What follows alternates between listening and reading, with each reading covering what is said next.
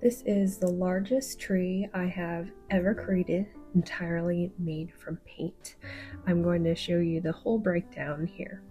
I typically start my paintings by applying a base coat, usually in titanium white.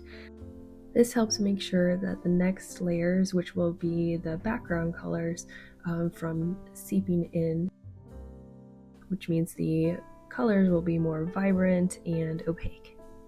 And for my artist friends out there, these are all the colors that I'll be using for my background. I use Liquitex Basics acrylic paint, a lot of different colors, pretty much straight from the tube when I paint, at least for the background. In between each color, I always use some white, and that helps with the blending process. This is just going to be for the right side of the painting, which represents the nighttime. And then here are all the colors that I used for the left side of the piece. Two other colors I used for the day side that I didn't show in the video were Phthalocyanine and Ocean Green. The Ocean Green is by Master's Touch Fine Art Studio, and all of the other ones of the different colors I used was from Liquitex Basics Acrylic. Now that the background was complete, it took a day or so to dry, and then I could start on the trunk of the tree. I wanted to first outline where the tree was going to go, as well as eventually put where the base layer of leaves and branches are going to go. Most of these video clips are sped up immensely. This one is in ×10 speed. The process of making the trunk of the tree was quite meticulous, and it took many different layers over several days, maybe even a couple weeks at least, to make the trunk of the tree. I wanted to add a lot of different texture and show the windiness of the tree and almost give it a vine look as well. I also was intentional in trying to make sure that the angle was the same on the left and right side. So it had a spiral design to it, but then also it kind of connected in the center.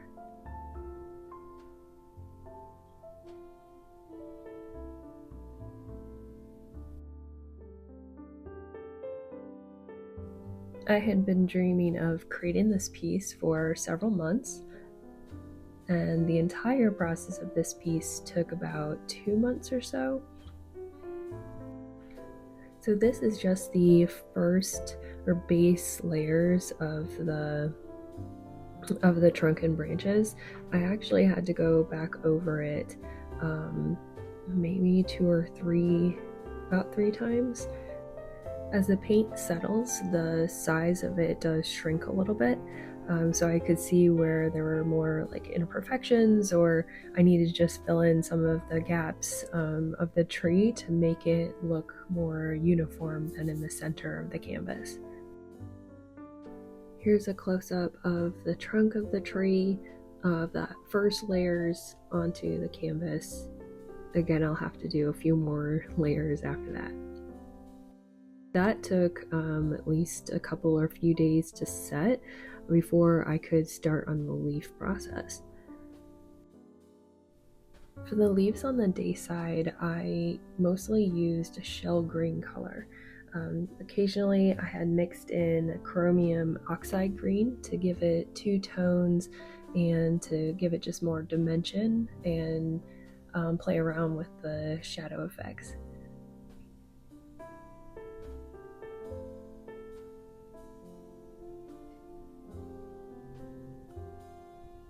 This one is in real time, and with this close-up you can see on the left side of the leaf there is the chromium oxide green, and the right side is the shell green, which is a little more bright or vibrant. but really gives it a unique color and shade. Since this is the first layer of the leaves, I could apply it directly to the canvas. Just all of the other ones that are added on top of it, which will be a lot of different layers in the future. I needed to wait until these leaves completely dried in order to assemble the next layers. That is so each of the leaves keep their shape, and as I add more and more layers, it'll add more depth to the piece.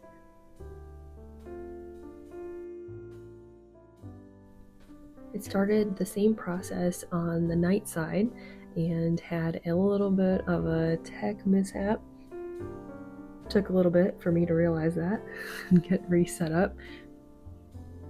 But the same process on the right side of the painting, except I'm mostly using the chromium oxide green for the base layers.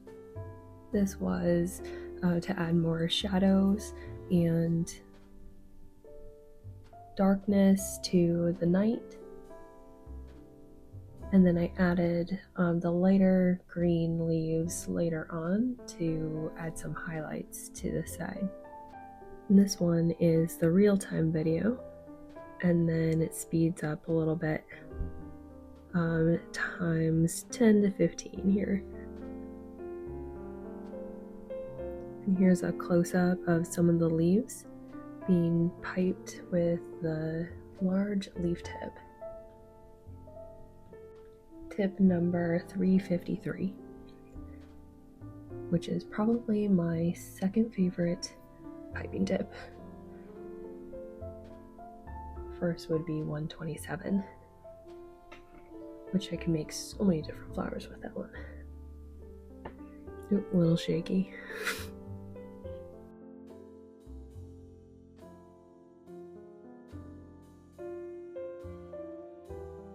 Completion of the first or base layers of leaves. And then I had to wait for it to dry before I could add more layers, but in the meantime I could prep more of the branches. So here I had already piped out branches and the leaves using the same process as you saw, and then I could take it off the plastic or mylar sheets.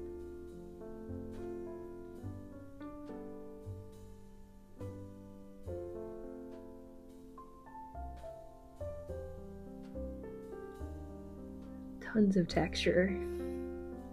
The leaves are actually pretty sharp. Each one had unique coloring.